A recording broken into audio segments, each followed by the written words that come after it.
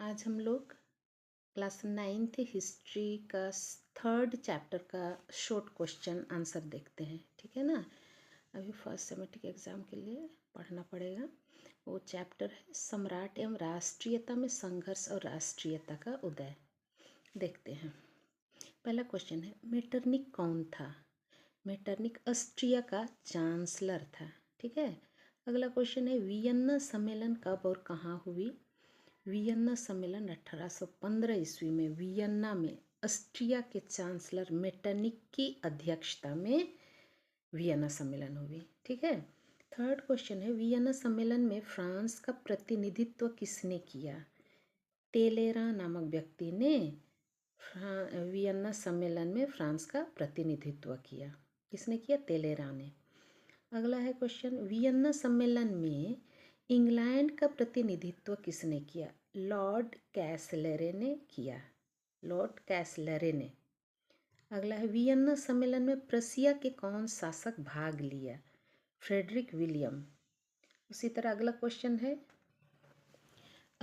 है वियन्ना सम्मेलन में किस रूसी जार ने भाग लिया। जार मतलब होता है रूस के सम्राट को जार कहते हैं, याद रखना। ठीक है ना। तो वियन्ना सम्मेलन में रूस के कौन से सम्राट ने भाग लिया, उसको कहा है रूसी जार। किस रूसी जार ने भाग लिया? वो है जार एलेक्जेंडर। अगला है लिपजिंग का युद्ध कब हुआ था। लिपजिंग का युद्ध 1813 ईस्वी में। इंग्लैंड में दास प्रथा का अंत कब हुआ। 1807 ईस्वी में इंग्लैंड में दास प्रथा का अंत हुआ। अगला है मेटरनिक व्यवस्था का अंत कब हुआ। 1848 ईस्वी में मेटरनिक व्यवस्था खत्म हुआ, अंत हुआ। 1848 ईस्वी की फ्रांसीसी क्रांति को किस नाम से जाना जाता है।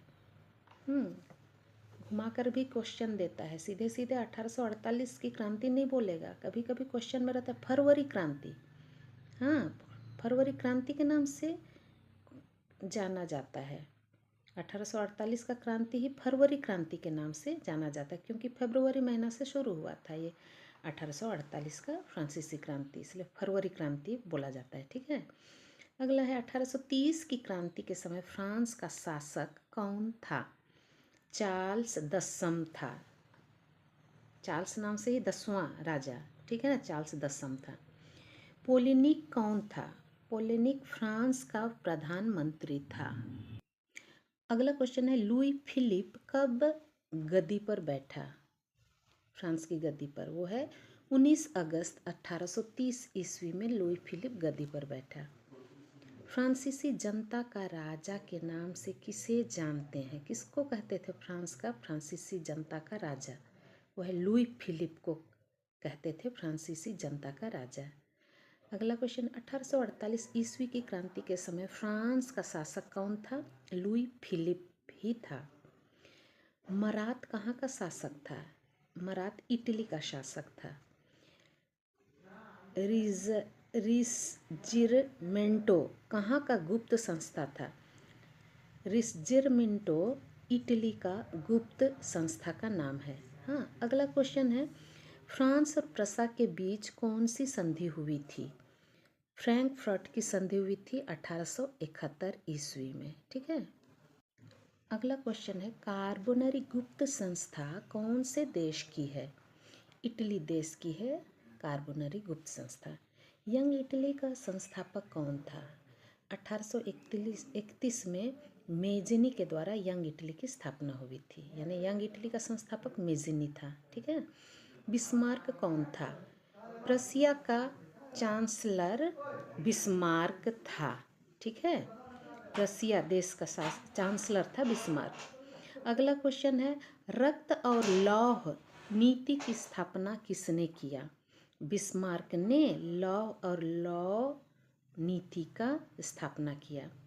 अगला क्वेश्चन है जर्मनी के एकीकरण में महत्वपूर्ण भूमिका किसने निभाई। बिस्मार्क ने निभाई। अगला क्वेश्चन है ideas on philosophy of history of mankind किसने लिखा है। ये पुस्तक, ये लंबा चौड़ा नाम है। Ideas on philosophy of history of Mankind, ये पुस्तक का नाम है, किसने लिखा? कभी कभी एग्जाम में पूछता है। जेसी हर्डर ने। अगला क्वेश्चन है, addresses to the German nation में किसके विचार संकलित हैं? फिल्टे के विचार संकलित हैं।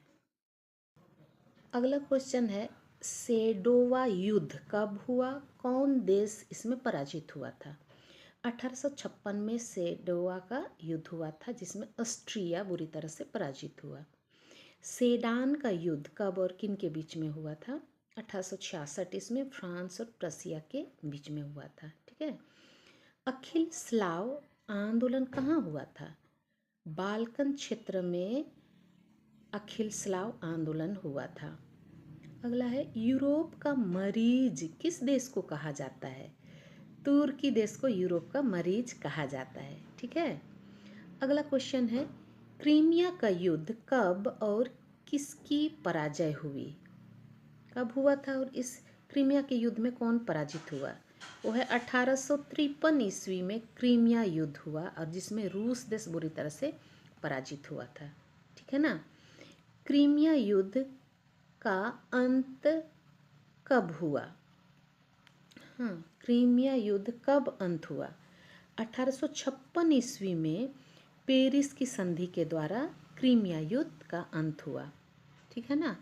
अगला क्वेश्चन है, मुक्तिदाता जार किसे कहा जाता है? मैंने पहले ही बता दिया है, जार रूस के सम्राट को कहते हैं। ठीक है।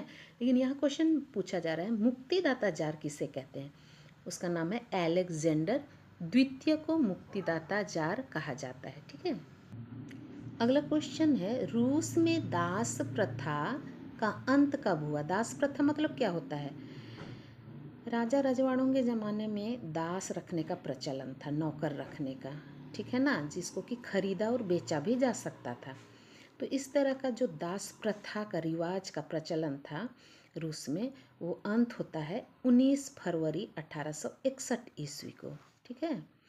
अगला है, जोलवेरिन क्या था? जोलवेरिन एक तरह का टैक्स, हाँ, चुंगी संघ था, टैक्स लेने वाला संघ फ्रांस का। ठीक है, उसको बोलते हैं जोलवेरिन। टैक्स जानते हैं ना, टैक्स लेने की प्रथा को फ्रांस में जोलवेरिन कहा जाता था। अगला है, नेपोलियन ने जर्मनी के छोटे छोटे राज्यों का मिलाकर कौन सा संघ बनाया था? नेपोलियन ने जर्मनी के छोटे छोटे राज्यों को मिलाकर कौन सा संघ बनाया था? वो संघ का नाम है राइन संघ। छोटे छोटे राज्यों को एक बड़ा संघ बनाया था, राइन संघ से जाना जाता है। ठीक है। अगला क्वेश्चन है, लाल कुर्ती दल का संस्थापक कौन था? लाल कुर्ती दल सेना था फ्रांस का ही, तो जर्मनी का। तो लाल कुर्ती दल का संस्थापक जो है गैरीबाल्डी था। अगला क्वेश्चन है, इटली का एकीकरण किस वर्ष में हुआ था? इटली का एकीकरण 1870 ईस्वी में हुआ था।